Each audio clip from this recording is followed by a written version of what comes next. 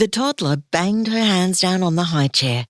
Peanut butter was spread over her cheeks, hands, and every surface in sight, while her face was alight with laughter. "Ruby, what in the world are you doing?" Hallie Donaldson, wipes in hand, came rushing across the office to where her daughter was strapped into her high chair in front of a computer screen. "Mama," Ruby said, grinning at Hallie. Her smile fell away when she saw the wipes in her mother's hand, and her arm flew across her face. "No!" "Oh, yes, you need a big clean-up, Ruby girl," Hallie said, gently taking hold of her daughter's arm and making one quick swipe across her face. "Have you been watching Daddy on the screen?" she asked, with a quick glance across to the footage from the water monitoring cameras that showed a coloured image of a trough and tank. The lower half of a windmill could be seen in the background, although the base of it was obscured by red dirt and bushes. A white piece of rag attached to the ladder flapped gently in the breeze.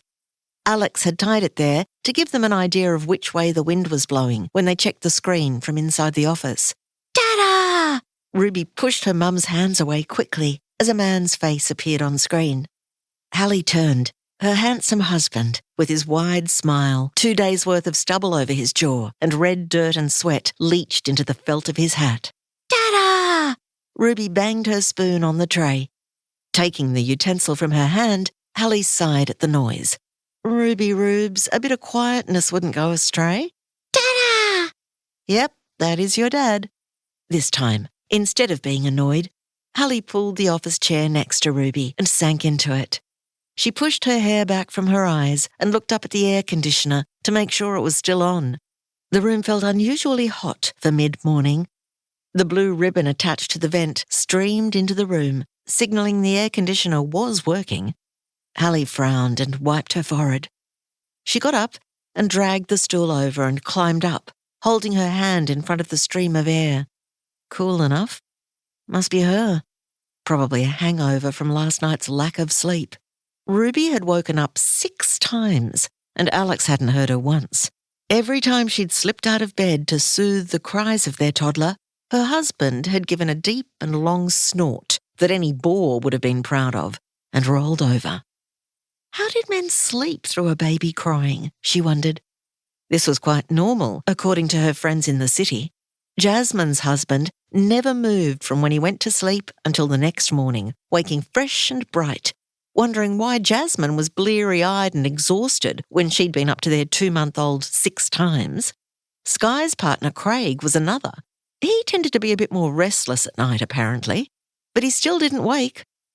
Sky had been so annoyed one night she'd brought their bub into the bed with them, and when Craig had woken with the alarm at 6:30 a.m. and rolled over to kiss her good morning, he'd got such a fright to come face to face with a screwed-up little boy's nose rather than Sky.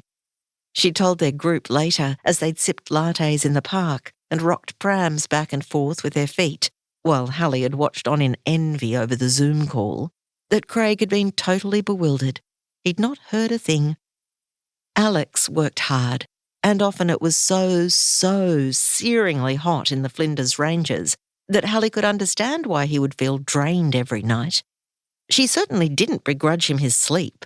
However, it would be nice if he woke up one morning and told her he'd heard Ruby crying in the night, or even better, mutter at 11:24 p.m. that he'd get up to her this time, then again at 2:56 a.m., maybe even at 5:23 a.m. too. After all, he was usually up by 5:30 a.m.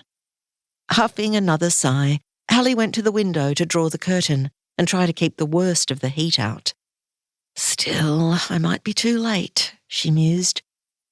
Gathered under the hot tin veranda roof were the tiniest of black flies and any other insect looking for shelter away from the 40-plus degree heat, a sure sign it was already bloody hot, as her father-in-law would say.